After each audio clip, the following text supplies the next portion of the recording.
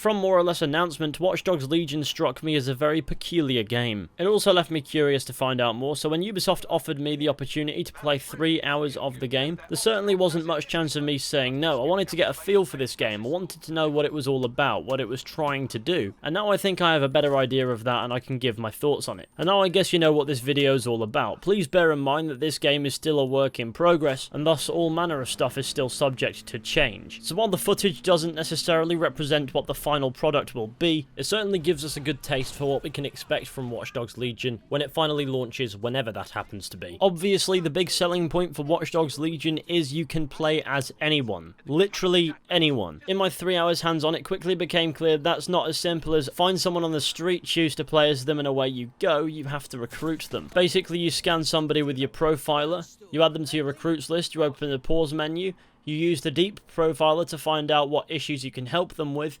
Sometimes you speak directly to them and they'll tell you how you can help them, and then you help them and then they join you after one objective. You can also stalk your potential recruits if you want to and show up outside their work, and they have a full-blown routine going on. You can also attack these recruits if you so wish to, and their perception of DedSec will become far less favourable. While I wouldn't necessarily call this recruitment system deep, it certainly is very clever. At least in the build that I played, I don't however feel like this game realises the full potential of that, as all the recruitment objectives I did worked out roughly the same. You break into a restricted area, access a terminal and hack it, and then you just wait around for a little bit while it does something. And while that gameplay is fine, fun enough, and all that it really needs to be, I won't necessarily find myself remembering any of it. It's not unique, and if you spend a lot of time doing this in the game, it can and probably will get somewhat repetitive. And I don't say that to necessarily knock it too hard. I understand that with the type of game that you're going for here, because you can recruit absolutely anyone, objectives that go too deep will be virtually impossible to do on that scale, due to what I imagine is procedural generation. However, maybe I got unlucky in what I played and I'm missing the variety that may already be there. After all, I only played 3 hours, but some variety in recruitment objectives would not go amiss, especially considering playing as anyone is a massive selling point for the game. Recruiting characters is a huge part of that, and you don't want it feeling repetitive after 3 hours, and from what I've played, unfortunately it sorta does. That being said, the game does provide a purpose for recruiting all these characters. Barring base equipment, they all have different gear,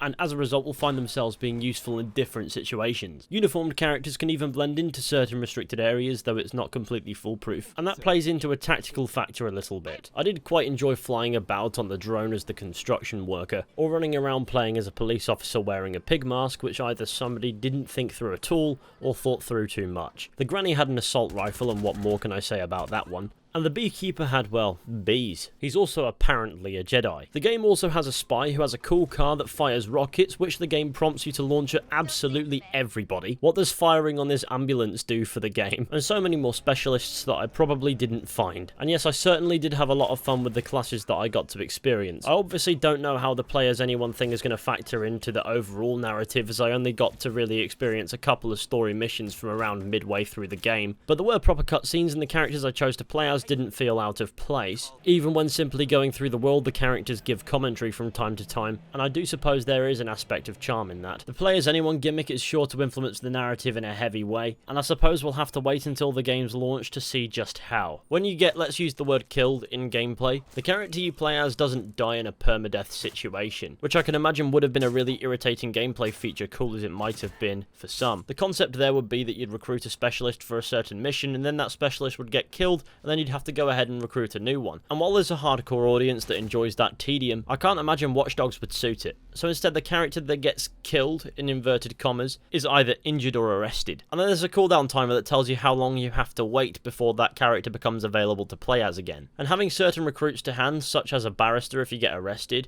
or I presume a doctor or a paramedic if you get injured, will reduce the amount of time in this cooldown period. The question I want to ask built off the back of that though is there a limit to the amount of characters that you can recruit? I can imagine if there is no limit and you go right ahead and recruit all of London, this operatives menu is going to get very messy very quickly. Maybe there are certain situations across the game where your characters will flat out die, though I didn't really experience any myself, and an idea maybe if it's not already in the game, an option where you can turn on permadeath would be pretty cool. This overall play as anyone feature does have its risks that I've expressed concern for in the past, and that is in the absence of a clear main protagonist, there is every chance that the narrative could get lost. That being said, I do remember hearing somewhere that there are loads of variations of the script, and if that's true, then I'm sure that'll be helpful in some aspects. And we all know that I love a good narrative game, and in my experience with narrative experiences, with a gameplay gimmick that is effectively promising randomization, directly influencing the narrative, stories run the risk of becoming disorganized, muddled, and absolutely confusing. But I'll give the game the benefit of the doubt until we see some proper full-on story stuff when it launches. Unsurprisingly, the play as anyone feature is the huge difference between Watch Dogs Legion and Watch Dogs 2 and Watch Dogs 1, so no wonder talking about this feature has taken up a hefty amount of the video.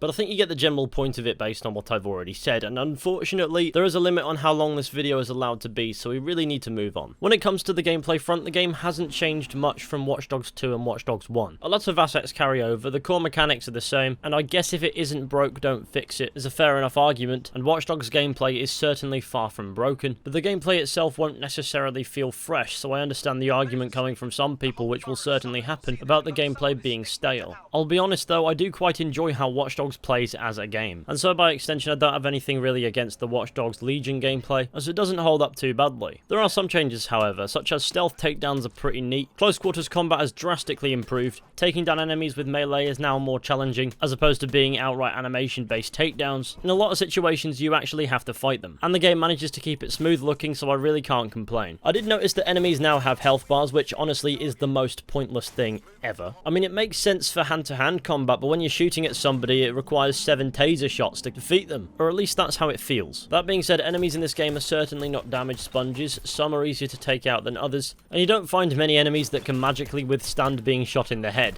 And while that is a good thing, that health bar just seems ridiculously out of place, because I don't really need it. And I know this is a bit of a nitpick, but all it actually does is serve to highlight an illusion of tedium in an otherwise smooth gameplay system that doesn't need all these extra HUD bits. Gunplay feels more or less the same as Watch Dogs 1 and 2, and of course you can tactically use hacking and gadgets in combat. The combat is what it needs to be, and it works. I'm not sure what else there is to say. Driving is about what I'd expect from this kind of game. Sometimes it feels good, sometimes it feels slidey. Different vehicles handle things differently and go at different speeds. Standard driving in this kind of game. And of course I found myself crashing a lot, but that's just me being an idiot. Parkour also makes a return, though not necessarily to the flashy extent that you saw it in Watch Dogs 2, which is a bit of a shame considering it was one of my favourite parts of that game. However, I don't know this, but maybe somewhere in the game there could be someone who's a free running class and they can do all that epic parkour stuff, so not just anyone who's doing random flips over fences and stuff like that. Of course we can't talk about Watch Dogs Legion's gameplay without addressing the hacking, which was the selling point of the original Watch Dogs. Obviously you can hack cameras, vehicles, doors in order to open them, bollards on the roads that you can raise and lower, server things, though seemingly only when an objective tells you to. You can also hijack enemy drones, albeit for a limited amount of time, I think, and you have to use that hijack feature on your own drone-like gadgets as well, which is a bit weird. If you select that gadget in the gadgets menu, surely you want to use it. I don't know why you then have to hack your own tool. Of course, then you have hacking puzzles, which are cool. I always like a good puzzle, but then again, these are things that were in the first Watch Dogs game as well, so, well, it's not something necessarily new, it is something that I find to be somewhat satisfying. There are many other ways you can use your hacking, but overall hacking hasn't changed too much from the state it was in Watch Dogs 2, and I guess that argument, if it isn't broke, don't fix it, always works here. But who knows, when the game comes out, maybe it'll surprise us with new methods of hacking in situations that I didn't get to experience in my 3 hours hands-on. One thing I did notice a change in is the profiler, which you can now open a menu once you've added someone to your recruit list to check the deep profiler and find out every little detail about this character. Their profession, where they're based, the problems they're having, their routine, and where you can find them at certain times. You can literally take that information and stalk people. It also has a greater purpose, as you can use it to find potential recruits now. You can also upgrade your gear to be more effective, and you can customize the clothing that characters wear, though this does not work for uniformed specialists, or any specialist operative as far as I checked. Moving on, Watch Dogs Legion is set in London, as we know, which is a city that I've been to many times in real life. In fact, I'd probably argue too many times. The game aims to recreate a near-future version of London, and I think it works quite well.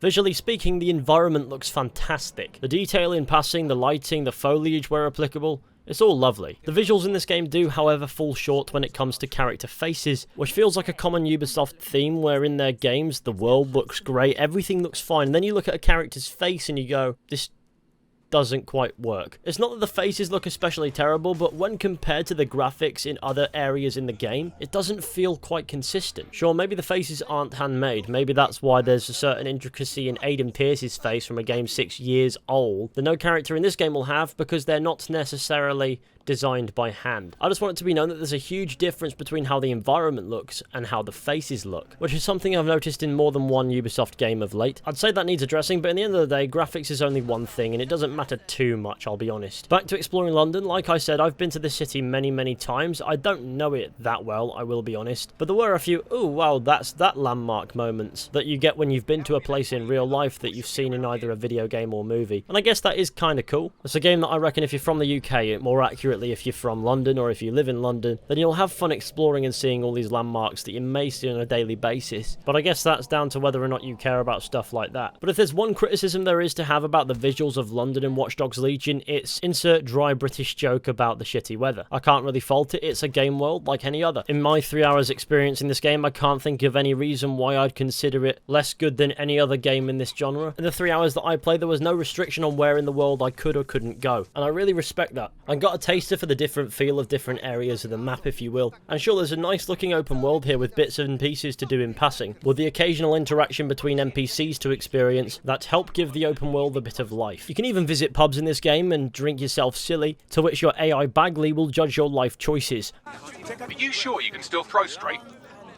I'm here to offer advice, not judgment. Obviously that's a lie, you're a drunken tit. Feeling more confident? Good, let's use it. If this makes you more comfortable facing down armed mercenaries, I'm all for it. Alright, but if you have to pass out, do it on your own time. You're more likely to hurt yourself if you play darts while drunk. Yes, you can make a character drink themselves into unavailability. You can't set a game in the UK and not allow the player to get absolutely binned in a pub. And of course your cute little DedSec hideout is behind a pub. You can even drink alcohol while in the hideout, and I mean, come on. Of course I will. I mean, what even is the UK if it's not a country full of drunkards? One of the things I liked when exploring the world is what the characters you pass say. No character seems out of place or too forced, though you can't really set a game in the UK and not overdo the accents. So while I do expect a bit of overdoing here and there, what I experienced of that was not immersion breaking. The road markings were pretty legit, and being from the UK, I know exactly what traffic offences I was committing and when. The simple answer is all of them. Beyond that, all I can really say is exploring London was a pretty cool experience. I will say that not once in this demo was Brexit mentioned, which is a bit of a step up from the E3 mention of it being a post-Brexit future, like a dystopian London, like it was the end of the world or something, which didn't really feel like a political message so much as it was just irritating. But who knows, maybe that'll pop up at some point, and if it does, I'm not really fussed provided it's not shoved in my face every other second. Overall, I can't sit here and say I didn't enjoy the 3 hours that I played, because I really did. Maybe it won't be a game that I'll love necessarily or play religiously, as though it does have its decent moments, it also has its moments that feel a little bit naff, if you get me. There's plenty to rave for in this game, and there's plenty to be concerned about as well. But honestly, part of me is just pleased that there's a Ubisoft IP that hasn't been turned into a full RPG. I like to say that I went into playing this demo with concern, and I came out with less concern. It wasn't completely gone. There are some things that I'm not necessarily a huge fan of, but on the whole, Watch Dogs Legion isn't actually that bad, and it's actually better than I worried it would be. But coming out of playing 3 hours, it's still a far cry from the most excited I've ever been for an upcoming game. But please remember not to judge this entire game based on this one video. Plenty of people have played Watch Dogs Legion, just like me. Go ahead and check out as many of those as possible before forming your own opinion if you have to. I only got to taste 3 hours of the game, and it's still a work in progress, so there's plenty of time to improve the game still, though the game is now set to launch on the 29th of October 2020, as announced at Ubisoft Forward. Anyway, that concludes my thoughts video on Watch Dogs Legion based on the 3 hours that I got to experience. Please remember the limitation on my perspective there, and of course let me know what you think based on what you've seen down in the comments section. Sorry this video wasn't out yesterday, it was when I intended to get it out, but unfortunately I just got bogged down with doing other stuff and had to prioritise the Assassin's Creed Valhalla content, I think, a little bit. Please don't kill me, it was my birthday yesterday and I did spend a lot of the day working on this content. Don't demand I sell my soul to the YouTube gods. So, as a little footnote, I understand and I appreciate what Watch Dogs Legion is trying to go for, and I respect it as well. In what I got to play, there are ups and there are downs, but that is the story of most games. If anyone working on this game is watching, I hope these critiques are useful. I'm not trying to knock the game in the aspects where I'm criticising for the sake of knocking it. Keep up the great work. And of course, a huge thank you to Ubisoft for allowing me the opportunity to play this game. And of course, thank you all for watching. I hope you enjoyed. Be sure to go ahead, leave a like, subscribe, share the channel with your friends and all that wonderful stuff. That would be fantastic. And with any luck, I'll catch you all very soon with another video at some point. But until next time, take care and goodbye.